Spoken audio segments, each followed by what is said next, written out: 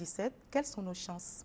Alors, je pense que la Côte d'Ivoire a ses chances, tout comme le Tchad, qui est aussi le concurrent, bien sûr, d'Abidjan, qui veut cette francophonie. Lors du premier tour qui s'est déroulé donc en février dernier du côté de Nice, eh bien, la Côte d'Ivoire a dévancé au point le Tchad. Et cette fois-ci, ce sera donc le résultat final qui sera donné cet après-midi. Bien sûr, la Côte d'Ivoire part avec des chances et nous pensons vivement que ces Jeux seront attribués à Abidjan et ce sera en 2017. Et comme je le disais, le résultat final se donnera cet après-midi. Mais pour l'instant, un résumé de cette candidature ivoirienne en images.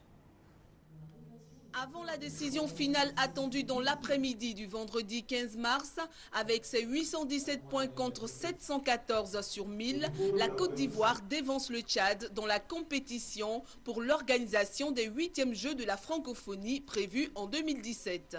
La note des experts tient compte d'une part du dossier de candidature rédigé par chaque pays en fonction du cahier de charges de l'organisation et d'autre part des installations d'accueil offertes par le candidat.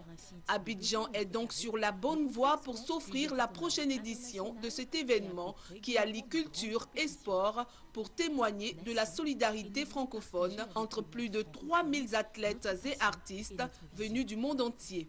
Des compétitions sportives et des concours culturels en épreuves individuelles et collectives.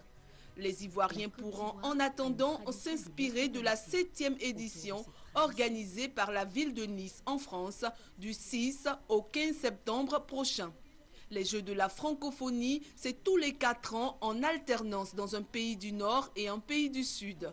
Si elle est retenue, la Côte d'Ivoire sera le 5e pays du Sud, après Maroc 89, Madagascar 97, Niger 2005 et Liban 2009.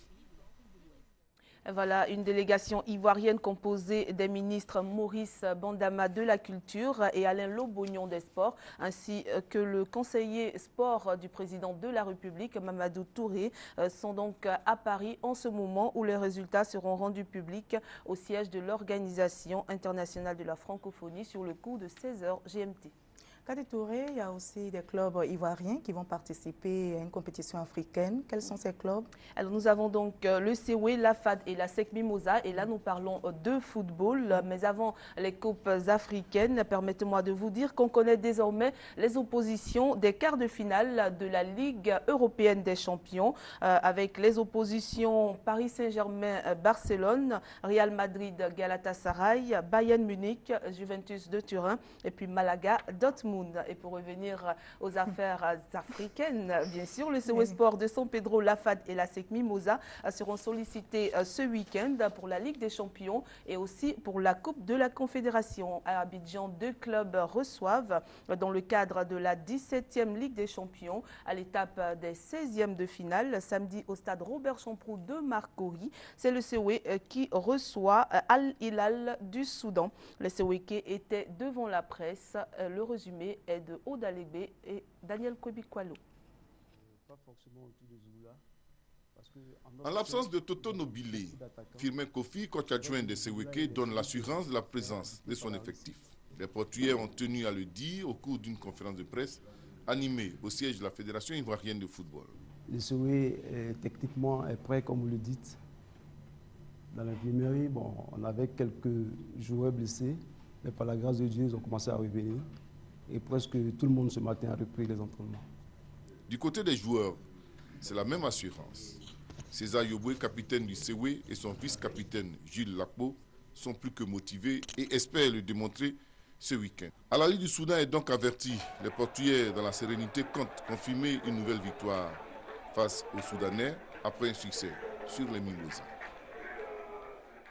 Alors Cathy, à côté du CEWE Sport, il y a aussi la FAD qui participe à cette compétition. Bien sûr, c'est la FAD, le 2e club ivoirien qui prend part donc à la Ligue des Champions. Et la FAD reçoit le Coton Sport de Garoua du Cameroun. Ce sera pour dimanche 17 mars à 15h30 au stade Robert Champrou de Marcory. Les académiciens, eux aussi, étaient face à la presse. On retrouve le duo Aude Alegbe, Daniel Kwebikwalo.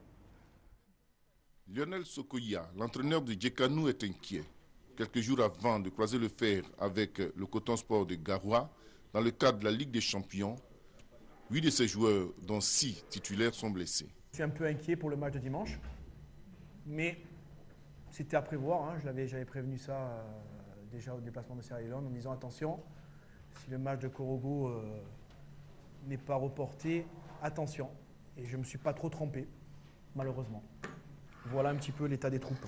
Marquer des buts et ne pas en prendre, telles sont les garanties de Okuzawi et de Clovis Taourou face à une équipe expérimentée du Coton Sport de Gabra. Tout le monde parle de la fatigue et tout, mais c'est le métier que nous avons choisi. Hein. Et aussi pour pouvoir atteindre le haut niveau, bon, ça passe de là, quoi. Donc, directement, je vous dis maintenant que nous serons prêts le jour J. On est conscient de ce qui nous attend. Je sais que les Camerounais, ce n'est pas une petite équipe. On est prêts dans la tête, nous sommes prêts à affronter le match. Lionel Sokoya a précisé que les blessés ne sont pas du tout déclarés forfaits. Le staff médical fera tout pour récupérer le maximum de joueurs. Le troisième club en compétition africaine, c'est l'ASEC Mimosas qui sera quant à elle au Burkina Faso pour le compte des 16e de finale aller de la Coupe de la Confédération face au RC Kadiogo. Ce sera pour dimanche à 15h30 au stade municipal de Ouagadougou. Il n'y aura donc pas de championnat national jusqu'au 30 mars, puisqu'après ces coupes africaines, eh bien, le 23 mars, les éléphants de Côte d'Ivoire seront sollicités ici à Abidjan dans le cadre des éliminatoires de la Coupe du Monde et la Côte d'Ivoire rencontrera la Gambie. Ce sera au stade Houphouët-Boigny. Merci. Merci beaucoup, Cathy. On se retrouve vendredi prochain. Oui. Avant de nous séparer, on retient que le président libanais, vous le savez, est depuis hier en Côte d'Ivoire. Il vient de s'entretenir avec son homologue ivoirien, Alassane Ouattara. Une rencontre qui s'est soldée par un communiqué final. Et on retient l'un des points essentiels de ce communiqué, c'est la réouverture de l'ambassade de Côte d'Ivoire au Liban, fermée donc depuis 1988 pour cause d'insécurité. On reviendra dans les détails sur cet élément dans notre édition de ce soir. Merci à vous tous de nous avoir suivis.